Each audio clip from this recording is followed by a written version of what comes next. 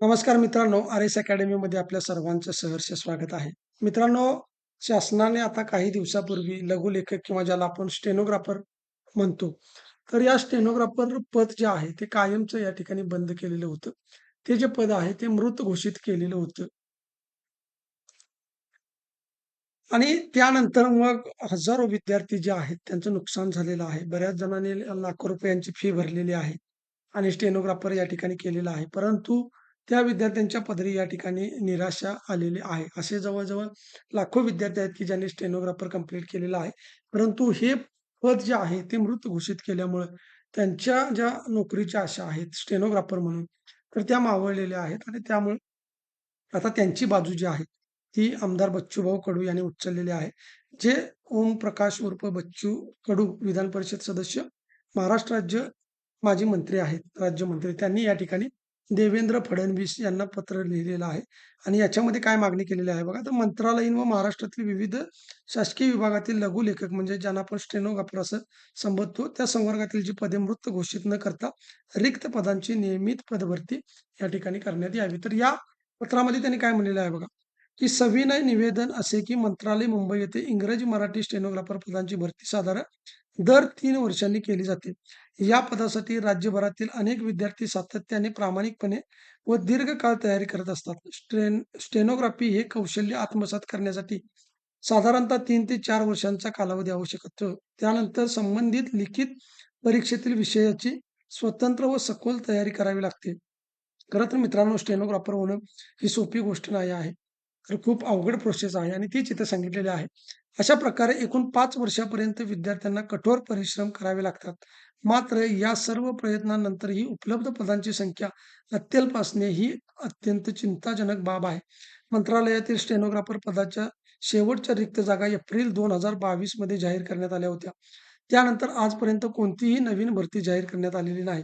यासोबतच महाराष्ट्र राज्य परीक्षा परिषद पुणे मार्फत दर 6 महिन्यांनी स्टेनोग्राफी परीक्षा आयोजित केली जाते, ज्यामध्ये हजारो विद्यार्थी उत्तीर्ण होतात. शासनाच्या या परीक्षेमुळे विद्यार्थ्यांना स्टेनोग्राफीकडे आकर्षित केले जाते, परंतु त्याच वेळी रोजगाराच्या संधी निर्माण न होणे ही गंभीर विसंगती आहे. त्यामुळे सीजीसी जीसीसी उत्तीर्ण होणं विद्यार्थ्यांच्या प्रमाणपत्रांचे भविष्य अनिश्चित झाले आहे. एकीकडे शासनामार्फत अमृत टायपिंग योजनेअंतर्गत स्टेनोग्राफी व टायपिंग शिकणाऱ्या विद्यार्थ्यांना आर्थिक सहाय्य ₹6,500 दिले जाते, तर दुसरीकडे संबंधित पदे रद्द केली जातात. ही बाब धोरणात्मक विसंगती दर्शवते व शासनाच्या उद्दिष्टांबाबत संभ्रम निर्माण करते. पुढे म्हणलेलं आहे बघा, म्हणून महोदय, आपणास विनंती आहे की स्टेनोग्राफर पदाची भरती नियमित व दरवर्षी करण्यात यावी. एप्रिल 2022 नंतर प्रलंबित असलेल्या भरती तात्काळ जाहीर करण्यात याव्यात.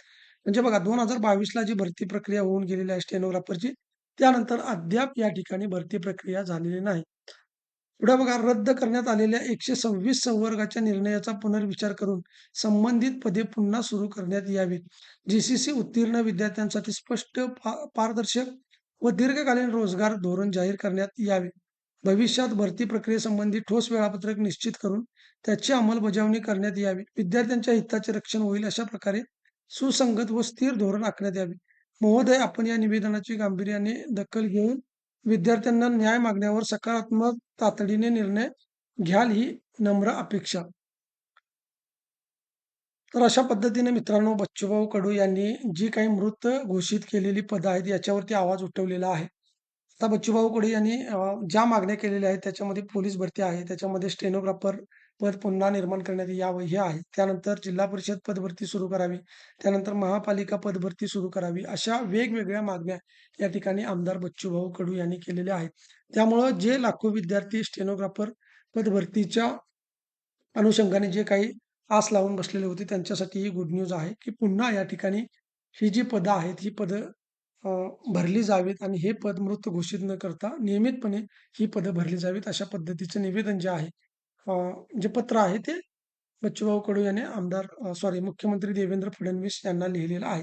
त्यामुळं तुम्हा सर्व विद्यार्थ्यांची जबाबदारी आहे, की बच्चूभाऊ कडू यांनी केलेली जी मागणी आहे, त्यांना पाठिंबा देणं, ती बातमी उचलून धरणं आणि त्यासाठी तुम्हाला हा व्हिडिओ जास्तीत जास्त विद्यार्थ्यांच्यापर्यंत शेअर करणं, या प्रक्रियेमध्ये जास्तीत जास्त विद्यार्थ्यांना सामावून घेणं ही तुम्हा सर्व विद्यार्थ्यांची जबाबदारी आहे. त्यामुळं येणाऱ्या कालावधीमध्ये जर तुम्हाला ऑगस्ट नंतर आता तुम्हाला बघायला मिळेल, की सर्व भरती प्रक्रिया या ठिकाणी पार पडणार आहे. सर्व सरळ सेवा भरतीच्या असतील, त्या भरती प्रक्रिया ऑगस्ट नंतर सुरू होणार आहेत. कारण की आत्ताचे जे दिवस आहेत ते पावसाचे आहेत. परंतु त्याच्या अगोदर जे टाईम टेबल आहे, ते टाईम टेबल जाहीर करावं आणि त्या अनुषंगाने विद्यार्थ्यांना तयारी करणं सोपं जावं, या उद्देशानं आमदार बच्चूभाऊ कडू यांनी अशा पद्धतीची पत्र जी आहेत, ती देवेंद्र फडणवीस यांना लिहिलेली आहेत. आता निश्चितच आमदार बच्चूभाऊ कडू यांचं पत्र बघितल्यानंतर अनेक आमदार, खासदार या ठिकाणी अशा पद्धतीचे पत्र मुख्यमंत्री साहेब यांना देऊ शकतात. त्यामुळं सर्वांनी गाफील न राहता अभ्यासाला लागायचं आहे आणि निश्चितपणे हे जे स्टेनोग्राफर पद आहे, हे नियमितपणे सुरू करण्यासाठी सर्वांनी या ठिकाणी पाठपुरावा करायचा आहे. जर व्हिडिओ चांगला वाटला असेल, लाईक करा, सबस्क्राईब करा, जास्तीत जास्त विद्यार्थ्यांच्यापर्यंत शेअर करा. धन्यवाद.